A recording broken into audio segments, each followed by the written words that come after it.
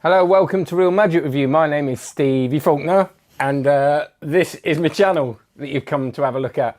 And before we do anything else, I'd like you to go and have a look after this, not before, onlinemagic.co. That's my membership site, which has begun 10 years and will hopefully go another 10 years.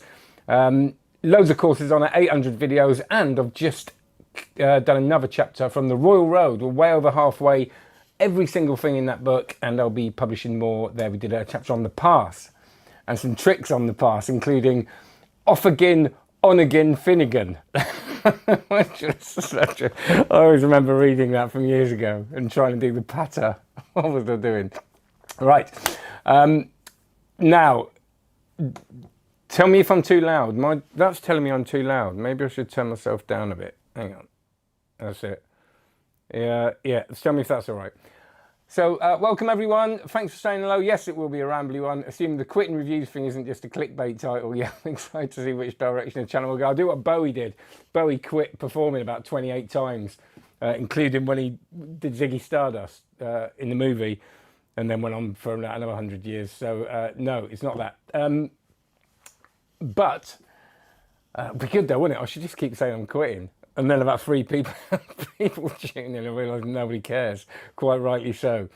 Oh, like and subscribe, by the way. Still worth doing. I'm not quitting the channel, all right? That's a thing. That's what I'm not doing. But I'll just have a look at the comments. Tom Winder, how you doing? Tom Marquette, nice to see you.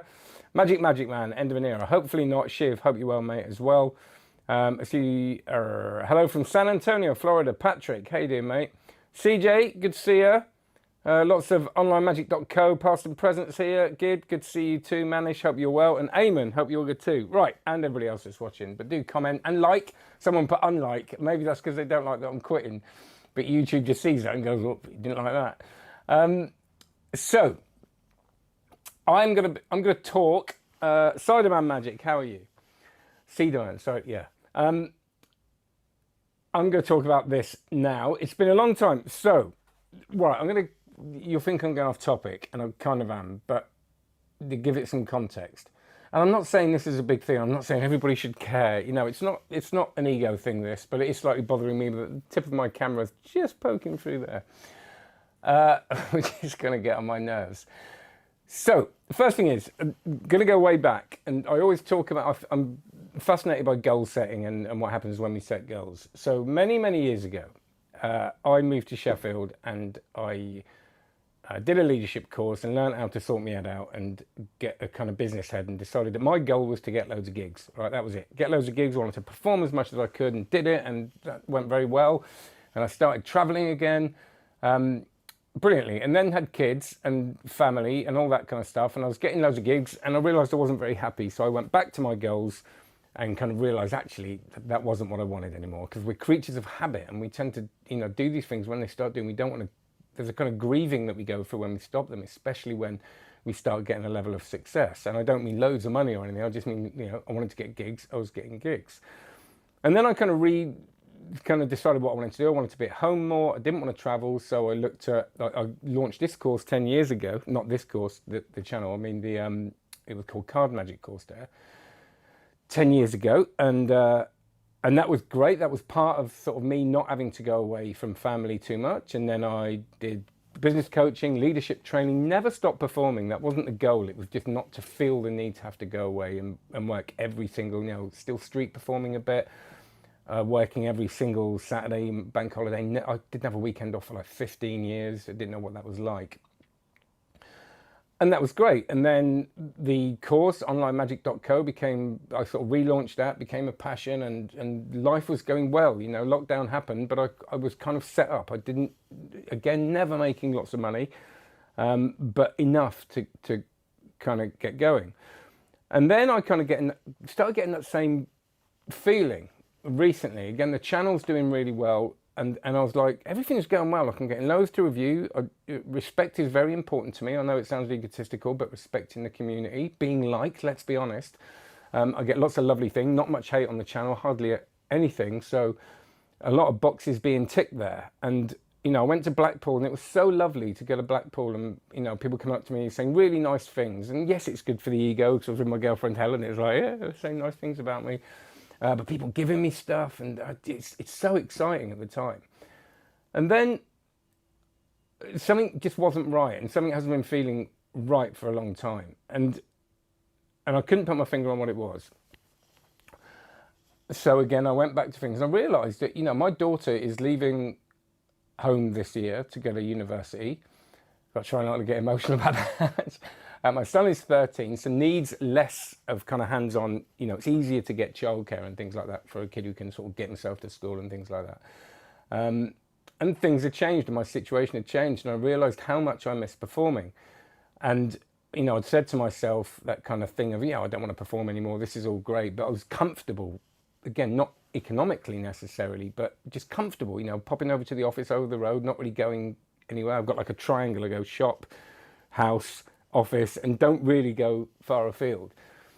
But I realised there was a kind of lack of challenge. So the last 2 solo shows that I did were really challenging. I mean, really challenging in many, many ways. I wasn't performing regularly, so they were nerve-wracking in that way. They were different for me, intimidating, skill-wise. I had to do a lot of work, and I felt really uncomfortable. And that's kind of what I'd been avoiding for a bit, I think. And I realised that actually that's kind of my happy place. Not real discomfort, but that challenge of kind of putting something together, of feeling like I'm doing something creative. And actually, when I started this channel, that was what was happening. I remember Noel Qualter, I bought his trick off him, Bliss, which was my first review. And I had this one trick to review, so I really got into it. I got footage of me performing live, and I talked about it loads, and it was really exciting. And then what happens is you realise that you can't do that. You can't do anything creative. Time starts running out, and you realise you've got more to review. So one of my big values is integrity. If I want to do something, or if I say I'm going to do something, I want to do it, and I want to do it well. And I've noticed the busier I get and the more I get to review, which is a weird sign of success. There's a lot of people are sending me stuff. The less time I have to do it, and there's a kind of this rush that I kind of feel like I'm rushing all the time. And at the moment, I'm looking at over there. There are boxes next to me. There's boxes over there, and there's a big box of stuff from Blackpool to review. And last year, at the end of the year, I said, right, what I'm going to do next year, I'm going to do less reviews, and I'm just going to start delving into my books and review stuff that I find in books. Stuff that I actually want to learn, and sharing that. So I'm lining it all up. My own learning with the channel, with sharing things that I think will be helpful for people, people that want to be professionals, but also hobbyists, which I also am.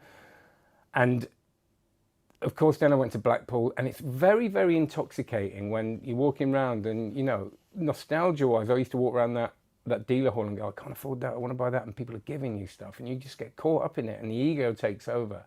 And again, like I say, people say nice things, and you've got bags of stuff, and you get home and you go, great, I've got this cool stuff. And then you learn something to review, and you really get into it, and then the second you've reviewed it, you go, oh, I've got to do another thing now. And by the way, this isn't complaining. This isn't saying, oh, poor me at all. It's not a bad thing in a certain context. But it was funny, yesterday I went out and did what was always a plan. I had the Versa remote, like the remote to use with the SB watch, right? So, and I just went out with the phone. I went up to complete strangers in the street. I haven't done that in a while. Sometimes I go to different shops, but complete strangers just stopped saying, I want to try this thing. And just blew some people. It was so lovely. And I came back and I thought, that's what I want to be doing. But so rarely have I got the time to do it. I have to just bang through a review, learn it. I do sort of geek out on it. But the minute I've learned it, it's gone, and I'm learning something else. And I realised one of the other reasons I started doing this was because I wanted to keep learning. And that bug is there now. I'm not going to stop there, but I'm learning things that, even though are great, I won't necessarily use in any way. And I'm not learning anything new by it. I'm just learning like a process or something like that, which again, when I'm doing it, is great. But I've got to look at my sort of long-term goals. So, with goals, the point is you set them and you check in on them, and you check you're still on the way to where you want to go, because again, we're creatures of habit.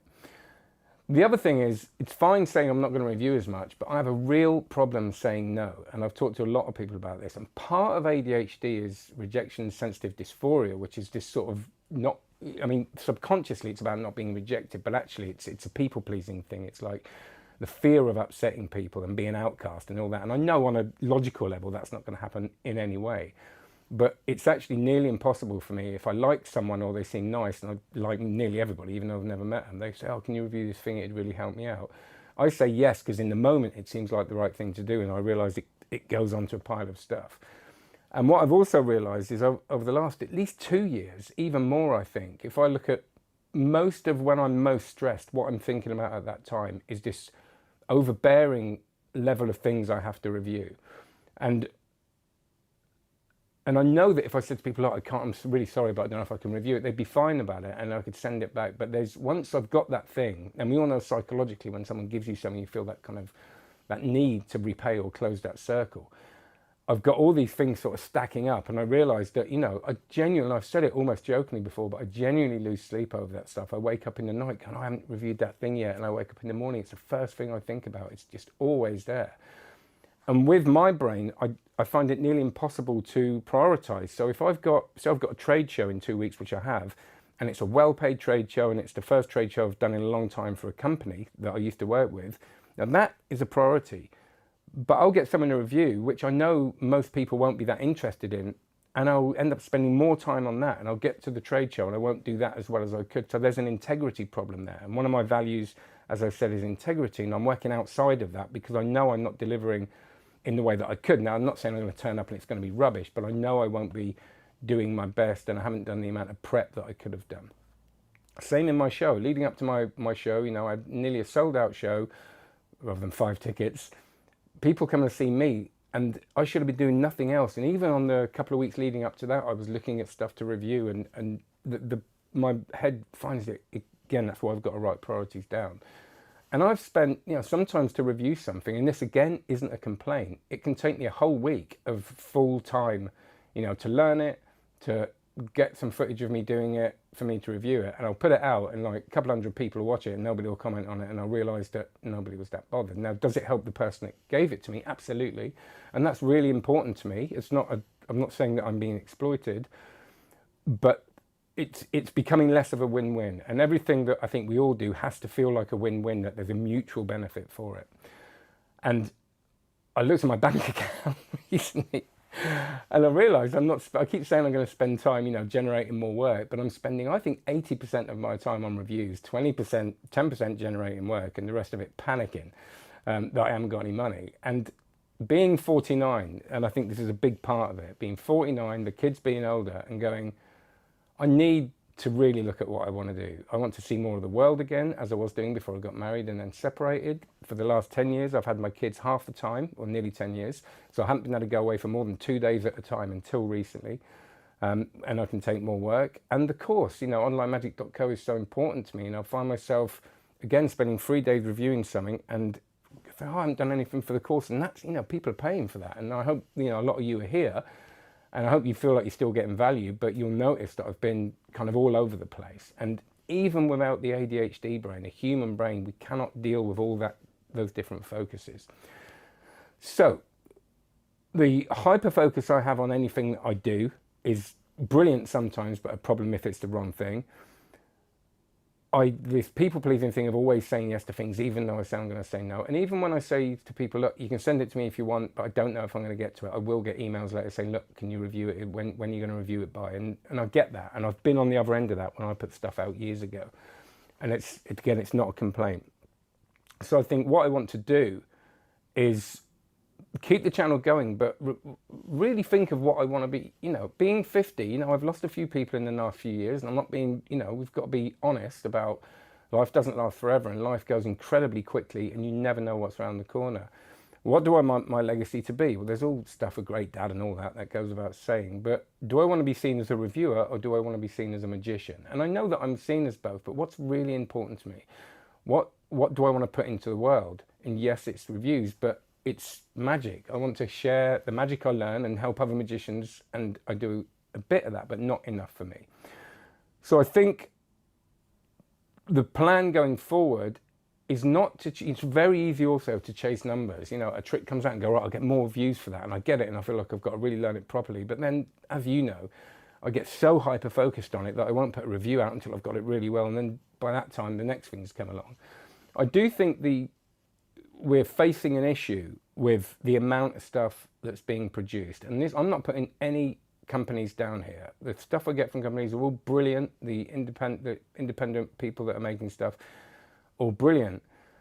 But there's a study done, and I was reading about it this morning, about focus. And so many magicians say to me, look, I just can't seem to focus on stuff. I learn one thing and that's because the more information we have, the less easy it is to focus. And it's easy to look at phones and technology, and that's a huge part of the problem.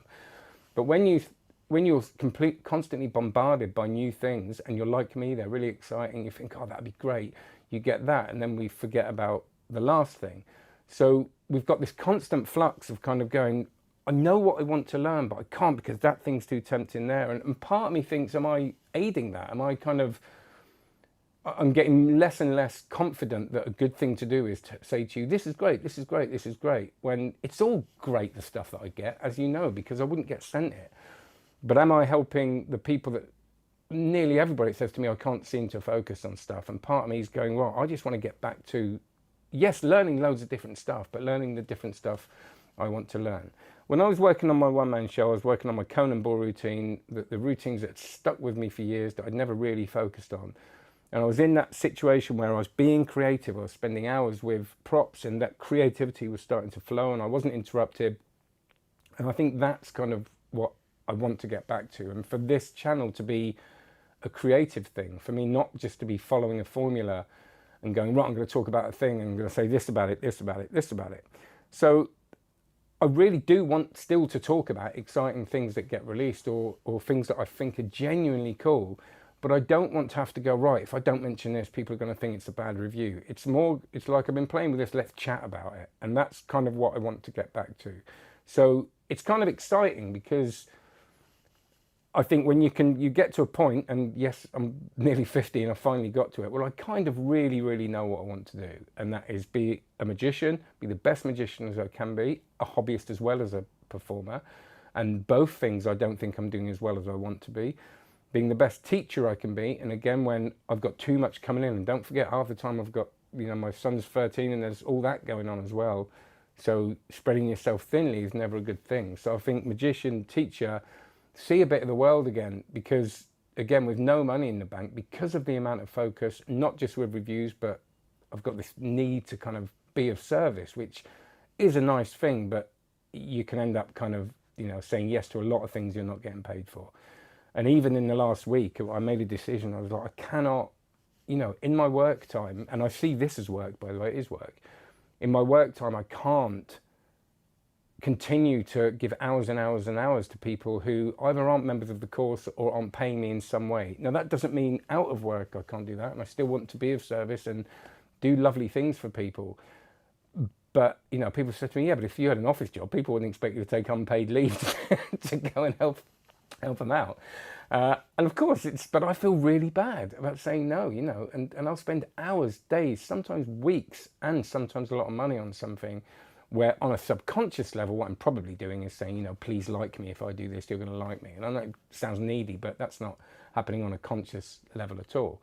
But that's kind of the sort of where it comes from. So still, I want to get back into these books. If you have sent stuff to me, I am going to chip away at it, but I need to, my mental health, when I'm thinking about, I've got to get, I've literally, at the beginning of this week, I went, right, I'm going to spend 3 days and I'm not going to sleep much, so I'm going to do reviews.